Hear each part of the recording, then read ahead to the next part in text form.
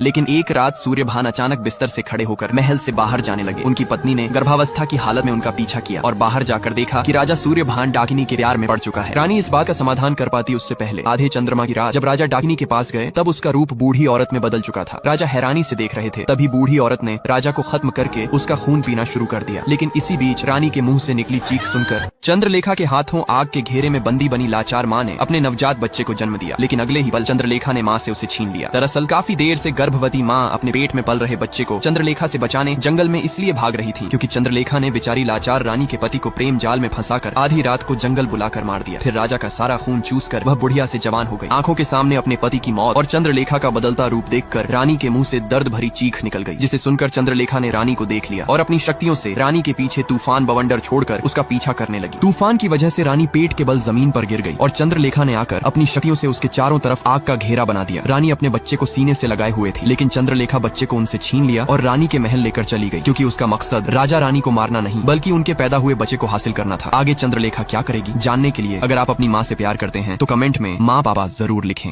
इंसानी खून को पीकर जवानी बचाने वाली दुष्ट चंद्रलेखा रानी के पेट से नवजन्मे युवराज को उनसे छीनकर अपनी बहन मंदाकिनी के साथ राजा के महल में ले गई, क्योंकि चंद्रलेखा का मकसद राजा के बेटे को मारना नहीं बल्कि कुछ और ही था। इसी बीच मंदिर से आने वाले शंखनाद से चंद्रलेखा के कानों में तेज दर्द के साथ उसकी शक्तियां कमजोर पड़ने लगी। चंद्रलेखा ने कहा, अगर यह मंदिर यहाँ से नहीं हटा तो मैं पूरे राजमहल को इंसानी दुनिया से गायब कर दूंगी। चंद्रलेखा की शक्तियों से राजमहल गायब हो गया। साल बीतते गए और युवराज अभिराज भी बड़ा हो गया, लेकिन उसके साथ साथ बड़ी हुई सीधी सादी सुंदर सी दिखने वाली लड़की सुनैना, जो आज माता रानी की मूर्ति पर चुनरी चढ़ाकर मंदिर में रहने वाले बच्चों को नृत्य सिखा रही थी। इसी बीच अचानक एक तीर उड़ता हुआ सुनैना के दाहिने पैर के अंगूठे के बीच आ लगा। इधर सालों बाद बाहरी दुनिया में शिकार पर निकला अभिराज एक चिड़िया को देखकर अपनी शक्तिशाली धनुष से निशाना लगा रहा था, लेकिन चिड़िया तक पहुंचने से पहले तीर ने दिशा बदल दी और अभिराज को अपने आसपास किसी के होने का एहसास हुआ। जहाँ पेड़ के पीछे कोई अजनबी अपने ऊपर चादर डाले छिपा हुआ था। कौन था वो? चंद्रलेखा ने शुरू किया हुआ मौत का सिलसिला यूं ही जारी रहेगा जब तक वह अपने मकसद में कामयाब होकर अभिराज की शादी अपनी पसंदीदा चुड़ैल से नहीं करवा देती। लेकिन चंद्रलेखा इस बात से अनजान थी कि अभिराज की जिंदगी में एक और लड़की के कदम पड़ चुके थे, जिससे अभिराज काफी बेइज्जत हुआ था और अपनी बेइज्जती का बदला लेने वह किसी भी हद तक जाने को तैयार था, क्योंकि पेड़ के पीछे चादर में छिपा शख्स कोई और नहीं बल्कि सुनैना थी, जो अभिराज को बेजुबान पक्षियों का शिकार करने से रोकने आई थी। लेकिन अभिराज के घमंड और सुनैना के गुस्से ने इस बात को लड़ाई में बदल दिया। उसके बाद सुनैना बच्चों के पास मंदिर चली गई और अभिराज उसकी कही बातों को याद करते हुए एक पेड़ के पीछे छुपे अदृश्य महल में चला गया। इधर चंद्रलेखा अपने 108वें शिकार की तलाश में भटकती हुई जंगल में पहुंची। तभी उसने देखा कि रात में गांव का एक आदमी लकड़ियां काट रहा था। चंद्रलेखा ने उसे बुलाया, तब आदमी उसके सौंदर्य और मीठी बातों की तड़प में उस पर मोहित हो गया। इसी बीच चंद्रलेखा ने आदमी के हाथ पर लगी चोट देकर कहा, चलो मैं तुम्हारी अंगुली की मरहम पट्टी कर देती हूँ। आदमी को लगा कि आज की रात उसे चंद्रलेखा पर खेत जोतने और पानी देने को मिलेगा, लेकिन उसे पता नहीं था कि आज उसकी जिंदगी का आखिरी दिन है। अगला भाग देखने के लिए प्लीज